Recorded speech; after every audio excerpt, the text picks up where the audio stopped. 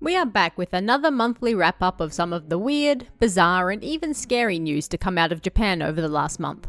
So what happened over the last month or so? Let's take a look. Number 1. On March 28th, a Twitter user shared a horrifying picture. As you can see here, it's the back of a toilet door with a sign taped to it. No water. Do not use. Being that the user was already inside the toilet and, presumably, getting down to business. Whoops. Hang on. Put this on the other side of the door, their caption stated. The picture was apparently taken at Kyoto University by a student who had already finished their business by the time they noticed the horrifying sign. After a brief moment of horrid contemplation about what to do in such a situation, and how they would be able to get rid of what they had already deposited, they were relieved to discover that the toilet did actually flush. It turned out the toilet had previously been fixed, but they had simply forgotten to take the sign down. At least they were in the right spot if they needed to let go again, huh? Number 2. Are you a big crab fan? How far would you go for your crab love? Would you build a shrine for it? Because that's exactly what Japan did last month. For April Fools, the company Kanetetsu Delicatessen Foods erected a newly built shrine to our crab overlords at their head office in Nokko, Hyogo Prefecture. Kanetetsu sells a product called Almost Crab, which is basically a fish paste that apparently looks and tastes, well, just like crab. Except it's not. It's almost crab. And to celebrate 10 years of Almost Crab, they put up a shrine to our favourite pinchy friends where you can pray to Almost Crab Summer and get help with any problems you might have.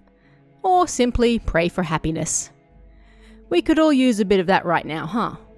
And if you're in the area, you can also pick up a charm as well, so the delightful red crustaceous god can protect you out in the real world too.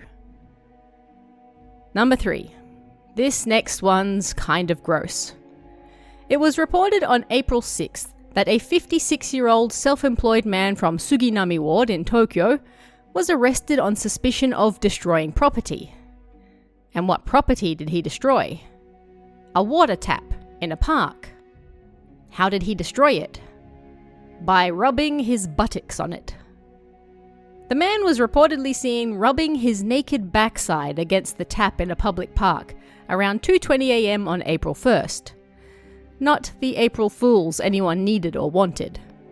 Around 3 a.m. that same night, a police officer saw the man riding his bike with no pants on. They apparently also found indecent photos of himself in public parks on his phone, as well as photographic evidence of him rubbing his backside against the tap. Naturally, the tap was immediately quarantined, and the man admitted he did it because, well, it was his fetish. Number 4. In less gross news, the Ichido Dori 100 Demon Night Parade was once again held in Kyoto on April 20th.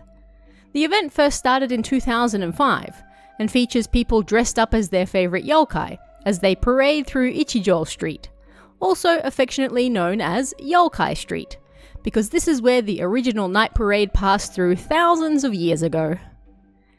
This is the first time the event has run since COVID, and it took a crowdfunding effort to keep it there, which is also likely to continue in future years. As it turns out, the night parade is extremely popular and attracts participants and visitors alike from all over, but Ichijo Street isn't exactly very big.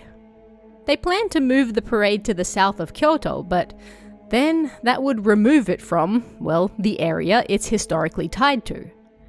But thanks to crowdfunding, they were able to pay for crowd control and safety measures. So for the first time in nearly half a decade, the parade was once again unleashed, and they hope to continue next year as well. Number 5.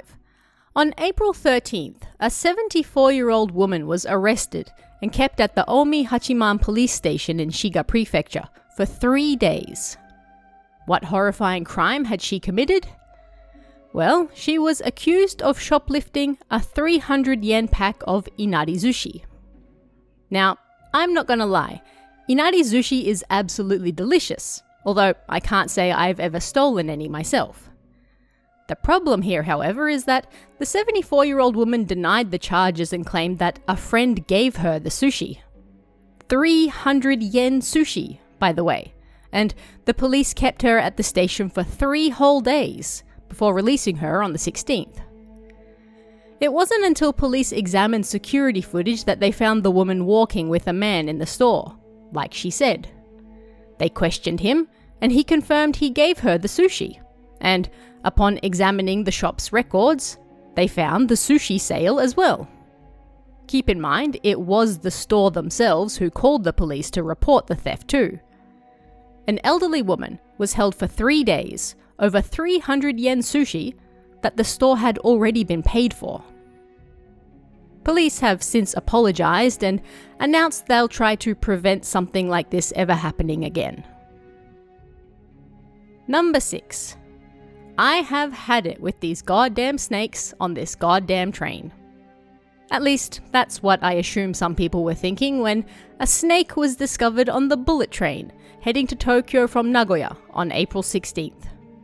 The 40-centimeter snake was spotted slithering around a carriage, and passengers alerted station staff in Tokyo ahead of their arrival. Staff captured the snake upon arrival, and the train was then supposed to head back to Osaka, but it was delayed so they could confirm there weren't even more snakes on board. Another train was sent in its stead, but this was still delayed by 17 whole minutes. They are currently investigating why the snake was on board, but it doesn't have legs, and clearly the bullet train is a faster way to get around. Duh. Number 7. While this serving of fish might look like a bento for ants, it's very much for people. The bento I found myself buying today because, look at it, a Twitter user shared on April 10th.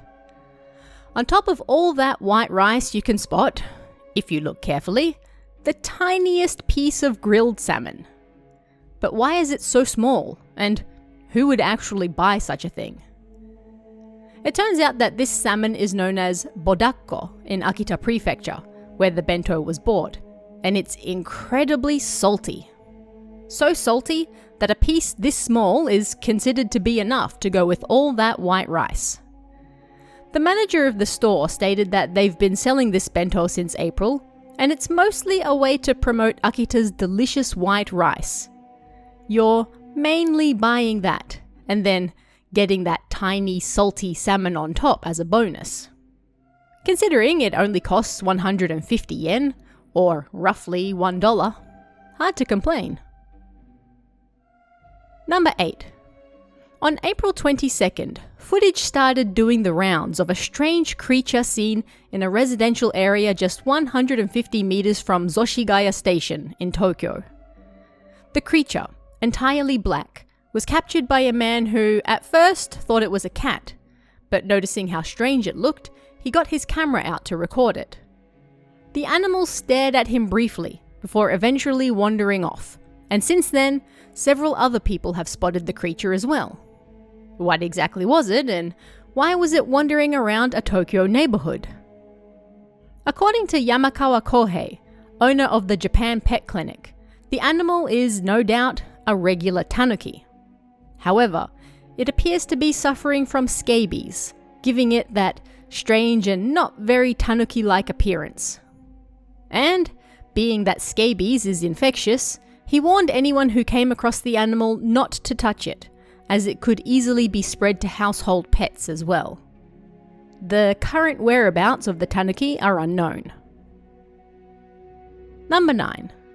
On April 23rd, the Aichi Prefectural Government issued an apology for the mishandling of personal data from 121 households that took place 4 days earlier. This data came from residents living in 4 different government-assisted buildings, but how exactly was it mishandled? Well, it got blown away in the wind. As you may be aware, a lot of information in Japan, yes, even very important information, is still kept on paper, and often only on paper. Thus, to move that data, they had to take the physical copies and move them by hand. These papers were put in a cardboard box, and the person moving them was walking to their destination, rather than driving, when a gust picked up and blew away a bunch of the papers on top. Whoops.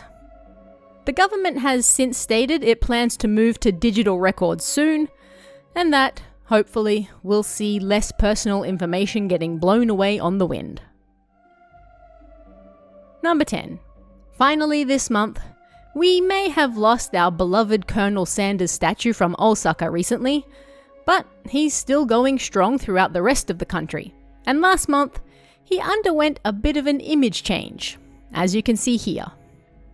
Known as the Warrior Colonel, KFC stores around the country dress their statues up like a samurai warrior, in an event that has taken place for 40 years now. The designs are decided by the employees of the stores themselves, and part of the fun is seeing how each store decides to dress up their Warrior Colonel.